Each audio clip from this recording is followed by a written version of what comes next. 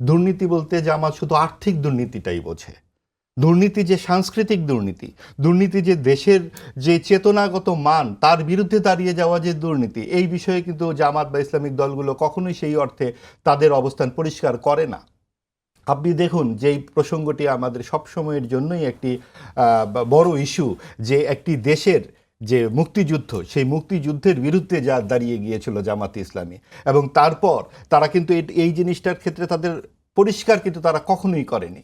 এবং যখনই এটা বলা হয় তখন বলা হয় যে মুক্তিযুদ্ধের চেতনা বিক্রি করছি আমরা। যারা এই কথাটি বলছেন, মুক্তিযুদ্ধের চেতনা বিক্রি মানে কি? স্বাধীনতার যে দলিলপত্র সেটা তো জিয়াউর রহমানের আমলে তৈরি করা এবং হাসান হাফিজুর রহমান সম্পাদিত, নিশ্চয়ই আপনারা সেটা জানেন। কাজে এটা তো জি। আওয়ামী লীগের বয়ান নয়। বারবার আপনি শুনবেন এখন বলা হচ্ছে 24-এর গণঅভ্যুত্থানের পর থেকে মুক্তিযুদ্ধের আওয়ামী বয়ান। আওয়ামী বয়ান মানেটা কি? মুক্তিযুদ্ধের 71-এর আগে যে 10 বছরের যেই সাংস্কৃতিক আন্দোলন, রাজনৈতিক আন্দোলন, এই যে ক্রম বিকাশমান একটি সংস্কৃতি, সেই জায়গাটিতে আওয়ামী লীগের বয়ান কি করে হয়?